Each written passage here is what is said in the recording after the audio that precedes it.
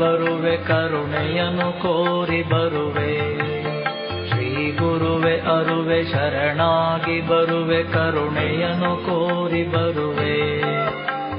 ಪ್ರಕೃತಿ ತಂದ ಕಿಡಿ ಹೂಗಳನ್ನು ಶ್ರೀಚರಣ ಕೆರೆಯುತ್ತಿರುವೆ. ಶ್ರೀಚರಣ ಕೆರೆಯುತ್ತಿರುವೆ.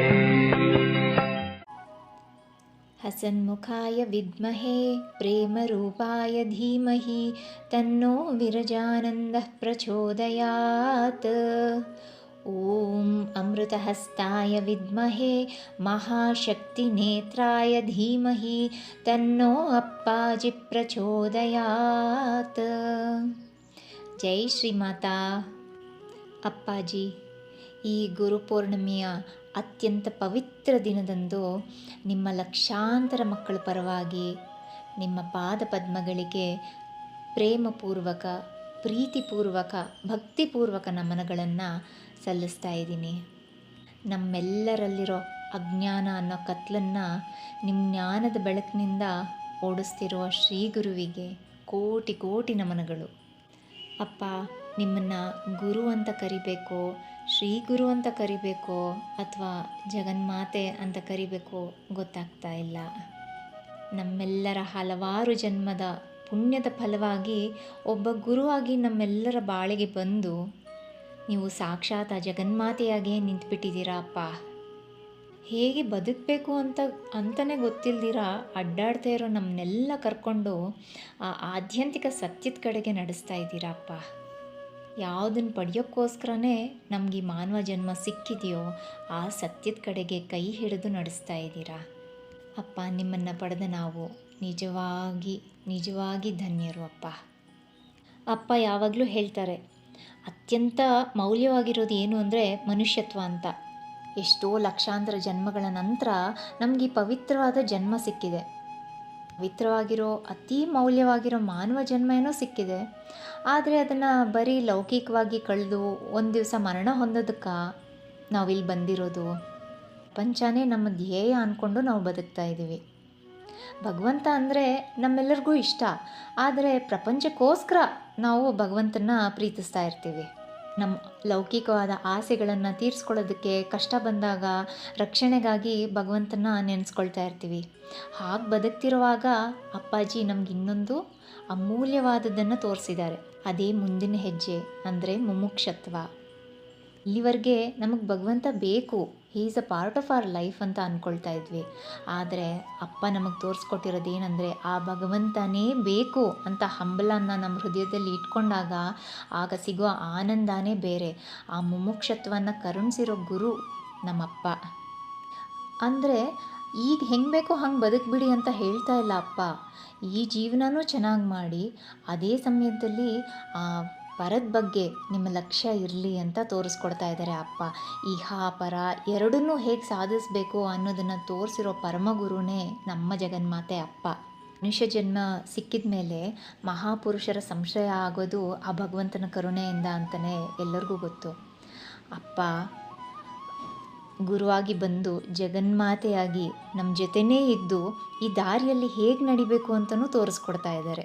ಭಗವಂತನ ಪಡೆಯೋದು ಹೇಗೆ, ಆ ಸತ್ಯದ ಅರಿವನ್ನು ಹೇಗೆ ಮಾಡ್ಕೋಬೇಕು ಅಂತ ಈ ದಾರಿಯಲ್ಲಿ ಪ್ರೀತಿಯಿಂದ ಕೈ ಹಿಡಿದು ನಮ್ಮ ಶ್ರೀ ಗುರು ಅಪ್ಪಾಜಿ ನಡೆಸ್ಕೊಂಡು ಕರ್ಕೊಂಡು ಹೋಗ್ತಾ ಇದ್ದಾರೆ. ನಾವೆಲ್ಲರೂ ಹೇಳೋದನ್ನು ಕೇಳಿದ್ವಿ, ನಾವು ಈ ಪ್ರಪಂಚಕ್ಕೆ ಬಂದಾಗಲೂ ಒಬ್ಬರೇ ಬರ್ತೀವಿ, ಹೋದಾಗಲೂ ಒಬ್ಬರೇ ಹೋಗ್ತೀವಿ ಅಂತ. ಆದರೆ ಅಪ್ಪ ಯಾವಾಗಲೂ ಹೇಳ್ತಾರೆ, ನಾವು ಯಾರೂ ಒಂಟಿಯಾಗಿ ಬಂದಿಲ್ಲ ಅಂತ. ನಮ್ಮ ಜೊತೆ ಯಾವಾಗಲೂ ಜಗನ್ಮಾತೆ ಇರ್ತಾಳೆ. ನಮ್ಮ ಜಗನ್ಮಾತೆ ನಮ್ಮ ಜೊತೆ ಬಂದಿದ್ದಾಳೆ. ನಮ್ಮ ಜೀವನ ಪರ್ಯಂತ ಜಗನ್ಮಾತೆ ಯಾವಾಗಲೂ ಇರ್ತಾಳೆ. ಮತ್ತು ನಾವಿಲ್ಲಿಂದ ಹೋದಾಗಲೂ ನಮ್ಮ ಜೊತೆ ನಮ್ಮ ಜಗನ್ಮಾತೆ ಬಂದೇ ಬರ್ತಾಳೆ ಅಂತ. ಯಾರು ಈ ಜಗನ್ಮಾತೆ? ಆ ಜಗನ್ಮಾತೆನೇ ಅಪ್ಪ. ಅಪ್ಪಾಜಿ ರೂಪದಲ್ಲಿ ಸಾಕ್ಷಾತ್ ಜಗನ್ಮಾತೆಯನ್ನೇ ಪಡೆದ ನಾವು ನಿಜವಾಗ್ಲೂ ಧನ್ಯರು ಅಲ್ವಾ? ಅಪ್ಪ ಅಂದರೆ ಯಾರು? ಅಪ್ಪ ಅನ್ನೋದು ಒಂದು ವ್ಯಕ್ತಿ ಅಲ್ಲ, ಅವರೊಂದು ದಿವ್ಯ ಶಕ್ತಿ. ದಿವ್ಯ ಶಕ್ತಿನೇ ನಮ್ಮೆಲ್ಲರೊಳಗಡೆ ಇರೋದು. ಈಗ ಆ ಶಕ್ತಿ ನಮ್ಮೊಳಗಡೆ ಇದ್ದಾಗ ನಮಗೇನು ಭಯ?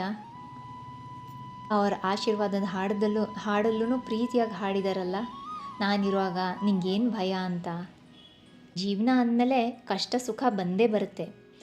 ಆ ಕಷ್ಟ ಬಂದಾಗ ನಮ್ಮಲ್ಲಿರೋ ಅಪ್ಪನ ನೋಡಿ ಅದೇ ಹೆದರ್ಕೊಂಡು ಹೋಗ್ಬಿಡುತ್ತೆ. ಅಪ್ಪ ಯಾವಾಗಲೂ ಅಂತಾರೆ, ಎಲ್ಲ ಬಂದು ಹೋಗುತ್ತೆ ಮಗು, ಸಹಿಸ್ಕೋ ಅಂತ.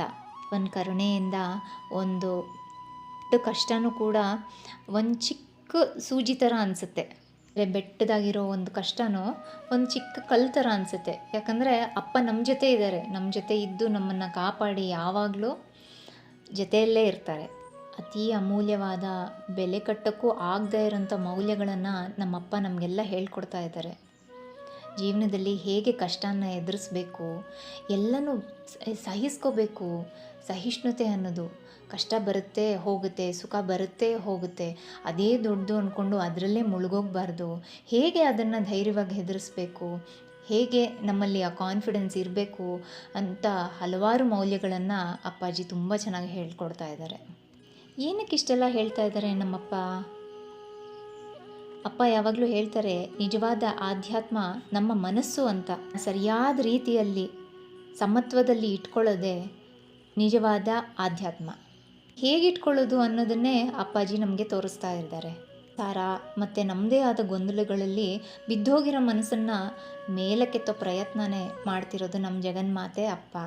ಅಪ್ಪ ತೋರಿಸಿರೋ ಈ ದಿವ್ಯ ಮಾರ್ಗದಲ್ಲಿ ನಡೀತಾ ಲಕ್ಷಾಂತರ ಭಕ್ತಾದಿಗಳ ಮನಸ್ಸು ಈಗ ಶಾಂತವಾಗಿದೆ. ನಾವು ಮಾಡೋ ಕೆಲಸಗಳಾಗಲಿ, ಸಂಸಾರ ಆಗಲಿ ಏನೂ ಬದಲಾಗಿಲ್ಲ.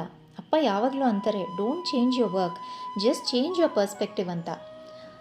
ಮಗು, ನೀನು ಮಾಡೋ ಕೆಲಸನೇ ಮಾಡು, ಆದರೆ ನಿನ್ನ ಮನೋಭಾವನೆಯನ್ನು ಮಾತ್ರ ಬದಲಾಯಿಸ್ಕೊಂಡು ಎಲ್ಲವೂ ಆ ಭಗವಂತನಿಗೆ ಸಮರ್ಪಣೆ ಅಂದ್ಕೊಂಡು ಮಾಡು ಅಂತ ಯಾವಾಗಲೂ ಅಪ್ಪ ಹೇಳ್ತಾರೆ. ಮಾಡೋದ್ರಿಂದ ಪ್ರತಿಯೊಂದು ಕಾರ್ಯನೂ ನಾವು ದೈವೀಕೃತ ಮಾಡ್ದಂಗೆ ಆಗುತ್ತೆ. ಆದರೆ ಇದು ಮಾಡೋದಕ್ಕೆ ಅಡ್ಡ ಬರೋದೇ ನಮ್ಮ ಈಗೋ ಅಂತ, ಅಹಂಭಾವನೆ. ನಮ್ಮ ಅಹಂಭಾವನೆ ಕಳೆಯೋದು ಒಂದೇ ಒಂದು ಮಾರ್ಗ, ಏಕೈಕ ಮಾರ್ಗ ಅಂದರೆ ಆ ಗುರುವಿನ ಆಶ್ರಯ. ಆ ಗುರುವಿನ ಆಶ್ರಯ ಬೇಕೇ ಬೇಕು. ಇಲ್ಲ ಅಂದರೆ ನಮ್ಮಲ್ಲಿರೋ ಅಹಂಭಾವನೆ ಹೋಗೋಕ್ಕೆ ಸಾಧ್ಯನೇ ಇಲ್ಲ. ಅದು ಹೋಗೋಕ್ಕೆ ಸಾಧ್ಯ ಇಲ್ಲ ಅಂದಮೇಲೆ ನಾವು ಆ ಭಗವಂತನ ಕಡೆಗೆ ನಡೆಯೋಕ್ಕೂ ಸಾಧ್ಯವಾಗಲ್ಲ. ಇಂಥ ಜಗನ್ಮಾತೆ ಗುರುನ ಪಡೆದಿರೋ ನಾವು ನಿಜವಾಗ್ಲೂ ಧನ್ಯರು. ಅಪ್ಪ ಯಾವಾಗಲೂ ಹೇಳ್ತಾರೆ, mind and thoughts are the epicentre of your actions ಅಂತ. ಒಂದು ದಿವಸಕ್ಕೆ ಸಾವಿರಾರು ಆಲೋಚನೆಗಳು ಬಂದು ಹೋಗ್ತಾ ಇರುತ್ತೆ. ಬೇಕಿರೋದು, ಬೇಡದಿರೋದು. ಆ್ಯಕ್ಚುಲಿ ಬೇಡದಿರೋದೇ ಜಾಸ್ತಿ ಬರ್ತಾ ಇರುತ್ತೆ. ಅದಕ್ಕೆ ಅಪ್ಪ ಹೇಳ್ತಾರೆ, be aware of your thoughts ಅಂತ. ನಮ್ಮ ಆಲೋಚನೆಗಳು ಹೇಗಿರುತ್ತೋ ನಾವು ಅದೇ ಥರ ಆಗ್ತಾ ಹೋಗ್ತೀವಿ. ಗ್ರೂಪಲ್ಲಿ ಕಳಿಸ್ತಾ ಇರೋ ಎಲ್ಲ ಆಡಿಯೋಸು ಕೇಳ್ತಾ, ತೋರಿಸಿರೋ ಮಾರ್ಗದಲ್ಲಿ ನಡೀತಾ ನಮ್ಮ ಆಲೋಚನೆಗಳೆಲ್ಲ ಬದಲಾಗ್ತಿದೆ. ಇವಾಗ ಖಾಲಿಯಾಗಿ ಕೂತಾಗೆಲ್ಲ ಬೇರೆ ಯಾರ್ದೋ ಏನೋ ಯೋಚನೆ ಮಾಡೋದು ಬಿಟ್ಟು ಯಾರಿಗೋ ಕಾಲ್ ಮಾಡೋದು, ಯಾರ್ದೋ ಕೇಳೋದು ಮಾಡೋ ಬದಲು ಅಪ್ಪ ಏನು ಕಳಿಸಿದ್ರು ಇವತ್ತು ಅಂತ ಅದ್ರ ಬಗ್ಗೆನೇ ಮೆಲ್ಕು ಹಾಕೋಂಗೆ ಆಗ್ತಾಯಿದೆ ಎಲ್ಲರಿಗೂ. ಸೊ ಏನಾಗ್ತಿದೆ, ಎಲ್ಲ ಆಲೋಚನೆಗಳು ಇವಾಗ ದೈವೀಕೃತ ಆಗ್ತಾ ಇದೆ. ಆ ಗುರು ತೋರಿಸಿರೋ ಮಾರ್ಗದಲ್ಲೇ ನಡೀತಾ ಇದೆ ನಮ್ಮ ಆಲೋಚನೆಗಳು. ಅದರಿಂದ ಬೇಡದೇ ಇರೋ ಆಲೋಚನೆಗಳೆಲ್ಲ ಹೋಗ್ತಾ ಇದ್ದಂಗೆ ಮನಸ್ಸು ಶಾಂತವಾಗ್ತಾ ಇದೆ. ಏನೋ ಒಂದು ಖುಷಿ, ಆನಂದ. ಆ ಆನಂದನ ನಮ್ಮ ಹತ್ರ ಬಂದವ್ರಿಗೆಲ್ಲ ಹಂಚೋಂಗೆ ಆಗ್ತಾಯಿದೆ. ಅಪ್ಪ ಅವ್ರ ಮೌಲ್ಯಗಳ ಮೂಲಕ ಏನು ಮಾಡ್ತಿದ್ದಾರೆ ಅಂದರೆ ನಮ್ಮ ಬದುಕಿನ ಶೈಲಿನೇ ಬದಲಾಯಿಸ್ಬಿಡ್ತಾ ಇದ್ದಾರೆ. ಹೇಳ್ತಿರೋ ಸದ್ವಿಚಾರದಿಂದ ನಮ್ಮ ಮನಸ್ಸು ಪರಿವರ್ತನೆಗೊಂಡು ಆ ದೇವ್ರ ಕಡೆಗೆ ಮನಸ್ಸೆಲ್ಲ ತಿರುಗ್ತಾ ಇದೆ. ಅಪ್ಪ is educating our mind and transforming each and every child. ನಾನೊಬ್ಬ ಸಾಮಾನ್ಯ ಅಸಹಾಯಕ ಮಾನವ ಅಂತ ಅಂದ್ಕೊಂಡು ಬದುಕಬೇಡ ಮಗು, ನಿನ್ನಲ್ಲಿರೋ ದೈವಿಕತೆಯನ್ನು ಗುರುತಿಸ್ಕೋ, ಅದನ್ನು ಗುರುತಿಸ್ಕೊಂಡು ಆ ಆತ್ಯಂತಿಕ ಸತ್ಯದ ಕಡೆಗೆ ನಡಿ ಅಂತ ತೋರಿಸ್ತಾ ಇರೋ ಆ ಜಗನ್ಮಾತೆ ಅಪ್ಪ ನಿಜವಾಗ್ಲೂ ಶ್ರೀ ಗುರು, ಪರಮಗುರು, ಜಗನ್ಮಾತೆ. ಇಂಥ ಅಪ್ಪನಿಗೆ ಎಷ್ಟು ಕೋಟಿ ನಮನಗಳನ್ನು ಸಲ್ಲಿಸಿದ್ರೂ ಕಡಿಮೆನೆ. ಅಪ್ಪ is teaching us all the art to live. ಅಪ್ಪ, ನಾವೆಲ್ಲರೂ ನಿಮಗೆ ಪೂರ್ತಿಯಾಗಿ ಶರಣು ಹೋಗಿ ನೀವು ತೋರಿಸಿರೋ ದಾರಿಯಲ್ಲಿ ನಡೆದು ಜೀವನದ ಸಾರ್ಥಕತೆ ಪಡೆಯೋಂಗೆ ಆಶೀರ್ವಾದ ಮಾಡಿ. ಗುರುವೆ ಅರುವೆ ಶರಣಾಗಿ ಬರುವೆ, ಕರುಣೆಯನ್ನು ಕೋರಿ ಬರುವೆ. ಶ್ರೀ ಗುರುವೆ ಅರುವೆ ಶರಣಾಗಿ ಬರುವೆ, ಕರುಣೆಯನ್ನು ಕೋರಿ ಬರುವೆ. ಪ್ರಕೃತಿ ತಂದ ಕಿಡಿ ಹೂಗಳನ್ನು ಶ್ರೀ ಚರಣ ಕೆರೆಯುತ್ತಿರುವೆ, ಶ್ರೀ ಚರಣ ಕೆರೆಯುತ್ತಿರುವೆ.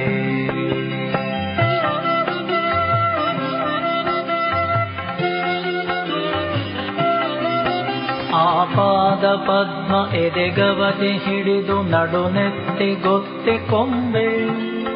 ಆ ಪಾದ ಪದ್ಮ ಎದೆಗವತಿ ಹಿಡಿದು ನಡುನೆತ್ತಿ ಗೊತ್ತಿ ಕೊಂಬೆ. ಉಸಿರಿಂದಲದನೆ ಬಲಗೊಂಬೆ ನನ್ನ ಕಣ್ಗೊಂಬೆ ಗೊತ್ತಿ ಕೊಂಬೆ. ಶ್ರೀ ಗುರುವೆ ಅರುವೆ ಶರಣಾಗಿ ಬರುವೆ ಕರುಣೆಯನ್ನು ಕೋರಿ ಬರುವೆ.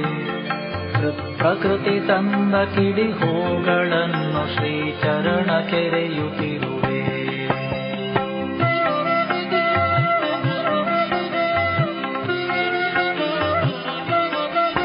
ಕಣ್ಣಿಂದ ನಿನ್ನ ನನ್ನನ್ನ ಸೇರಿ ಎದೆಯೊಳನ ಬೆಳಕನೆತ್ತಿ. ಕಣ್ಣಿಂದ ನಿನ್ನ ನನ್ನನ್ನ ಸೇರಿ ಎದೆಯೊಳನ ಬೆಳಕನೆತ್ತಿ. ತಿರುಮೂರ್ತಿ ಮಾಡು ನನ್ನನ್ನು ನಿನ್ನ ಚಿನ್ಮೋದ ಬೋಧ ಬಿತ್ತಿ. ಶ್ರೀ ಗುರುವೆ ಅರುವೆ ಶರಣಾಗಿ ಬರುವೆ ಕರುಣೆಯನ್ನು ಕೋರಿ ಬರುವೆ. ಪ್ರಕೃತಿ ತಂದ ಬಿಡಿ ಹೂಗಳನ್ನು ಶ್ರೀ ಚರಣಕ್ಕೆ